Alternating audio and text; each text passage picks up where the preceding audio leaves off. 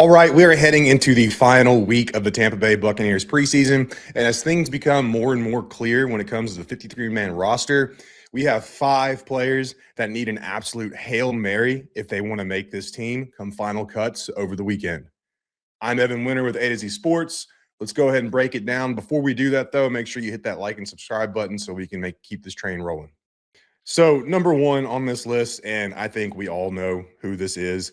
And sure, while it might be low-hanging fruit, it's still valid to talk about at this point, especially with last week's developments, and that's edge Chris Braswell. We all know the former second rounder just hasn't been able to get it done during his first few years in Tampa Bay. And with the offseason additions the Buccaneers made to the edge room, it immediately shoved Braswell down the depth chart. Right now, he's at best the edge 6th on the depth chart, and we've seen already bigger splashes from guys like Jack Pyburn, and then over the other areas of the roster, because all of this math works together, right? That could easily push Chris Braswell out of the picture. And here's the latest development with him. If you paid attention to last week, he missed practice time due to an injury, and he didn't play in the game. That's the last thing a player in Chris Braswell's position needs, is to be hurt and missing time, because that's just going to be the last straw. Let's just be real. And I don't know if he's going to play this week. We haven't heard anything from Todd Bowles on it. They're traveling today on Monday, and then they have joint practice against the Jaguars on Tuesday and Wednesday before Friday night's game. So we will get an idea as early as tomorrow on Tuesday. But, I mean, if Chris Braswell isn't on the field this week, it's lights out. I just don't see how the Buccaneers keep him. Sure, he was a pretty good special teamer last year, believe it or not. But again, and this is just a quick snippet of this conversation in its entirety. We'll dive more into it here in just a minute. But the Buccaneers, it's looking like they're going to carry 3 quarterbacks on this roster, and that's going to have a severe domino effect on the rest of the roster math, right? So Chris Braswell, I don't know how he bounces back this week without just an absolute Herculean effect that just makes everybody say, wow, okay, now this is who we thought when we drafted him in the second round a few years ago. But again, he's got to be on the field to make that happen. And if he's not, I mean, good luck and good night, buddy. Number 2 up on this list is tight end Devin Culp. Yes, we've talked about him in the past, about a guy who really needs to step up. Bauer Sharp has shown some kind of promise, and then you've also got to wonder just what's going on with Cade Otton and his knee injury. How long is that going to keep him out? Will he start on short-term IR? Will the Buccaneers use one of those 2 early designations when roster cuts? That would open the door for Devin Culp. However, I just don't think it's going to be enough. Again, with the quarterback situation and the domino effect that will create, the Buccaneers might just carry 3 tight ends, even with Cade Otton injured. But Keith splashed last week. We saw him catch that touchdown pass from Jalon Daniels. Sure, it was like a 2-yarder. But, hey, if Keith's getting in the end zone and you're not, with all due respect to Keith, and I like Keith as a player, but that's a problem, especially if you're a way better athlete like Devin Culp. I don't care if you're a fellow 7th-round draft pick like Keith is. Dude, Devin Culp's really got to turn it on this week, and he's got to make big plays in joint practice and in the game on Friday night, because if he doesn't, it's not going to bode well for his future status. And look, this isn't like a Jalon Daniels situation where there has just been, well, first, hold on, let me take a quick step back. He's not a quarterback. We all know quarterbacks, no matter where on the depth chart, they just move the needle because it's the most important position in the sport. But at the same time, yeah, like Jalon Daniels, Devin Culp's not putting on a lot of flashy tape to where teams are going to want to snag him once roster cuts occur. So right now, if Devin Culp does not step up in joint practice and on Friday night, he is not going to be on this roster, and he can't just have a ho-hum okay game. And I know this is the preseason, so snap distribution is always weird, and the play calls aren't what they're going to be once week 1 and so forth rolls around. But he's got to have a big game.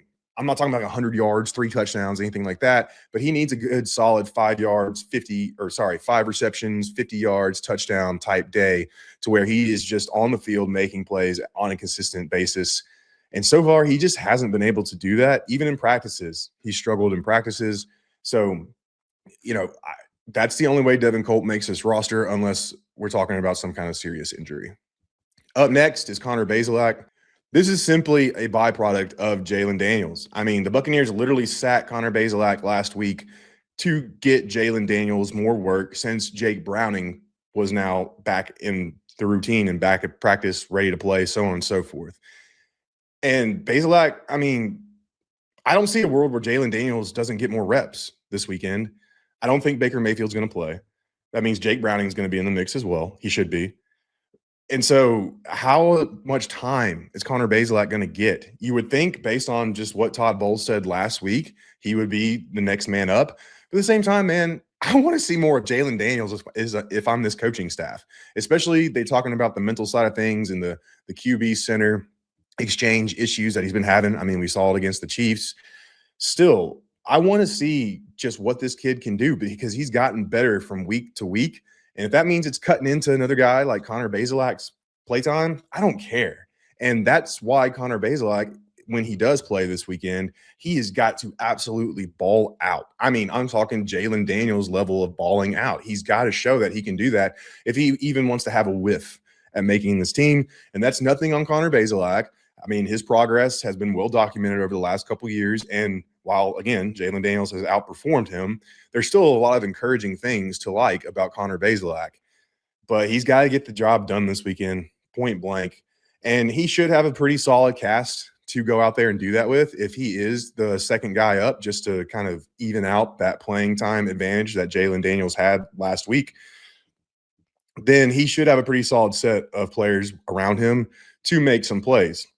And going back to Devin Culp, he doesn't have to go off for like 200, 300 yards and throw multiple touchdowns, but he does actually need to lead a touchdown drive. Jalon Daniels is the only quarterback who's done that so far during the preseason, and he needs to show that he has big playability in this offense. I mean, he averaged his yards per throw attempt in the first week was just absolutely just awful. It was less than 10 yards an attempt. I mean, I think it was even less than 5 yards, if I remember correctly. Just not what you want to see in terms of volume from the quarterback position. So Connor Bazelak, whenever his name is called this weekend, he's got to step up and show out, or else he's going to be back on the practice squad, which isn't a terrible thing. Hey, practice squad guys make good money, and they have a shot to play during the regular season and get some regular season snaps under their belts. That's all fine and dandy. But he's got to get it done, or else he's heading back to the PS. Staying on the offensive side of the ball, we got to go with Luke Haggard here. He is about the 4th or 5th, maybe even the 6th graded interior offensive lineman on this team right now, and that includes starters as well, and that's just not going to fly. I know PFF grades aren't the end-all, be-all, but Haggard just really hasn't stepped up like Elijah Klein, Dan Feeney, those guys. And the key here, too, going back to roster math, is the Buccaneers are currently in limbo with their top 3 tackles, excluding Luke Gedeke. But Tristan Wirfs, Benjamin Chukwuma, Justin Sculey, none of them played against the Chiefs on Saturday night. Benjamin Chukwuma missed practice last week. And then, obviously, Paul Rubelt started the game. So if those 3 guys go into the regular season hurt and nicked up to the point where the position's in flux, the left tackle position is in flux, then that's going to cancel out one of those interior offensive linemen for sure.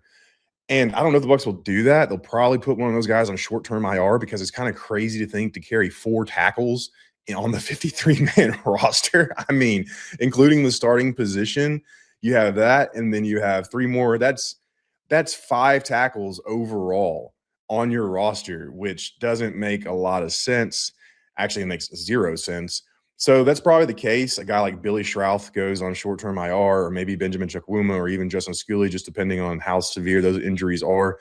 But still, the roster math isn't working in Luke Haggard's favor right now, and he's really got to step up because he hasn't played all that great over these first 2 games. It's been okay, but it hasn't been that step forward that you think you'd see from a guy who started a few games last year and played over a couple hundred snaps. Now, granted, it was all because of the chaos going along inside the interior offensive line due to injuries, poor play, whatever you want to call it. At the same time, though, that's a lot of snaps. Over 200 snaps in a single season is a solid amount, especially for a developmental player like Haggard. So he's really got to have a good game. And obviously, it's hard to fully evaluate offensive line play in the preseason, considering everything going on.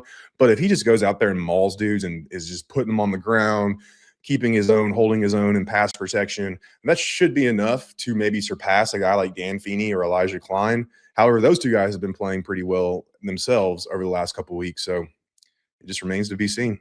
And then finally, last up, defensive lineman Elijah Simmons.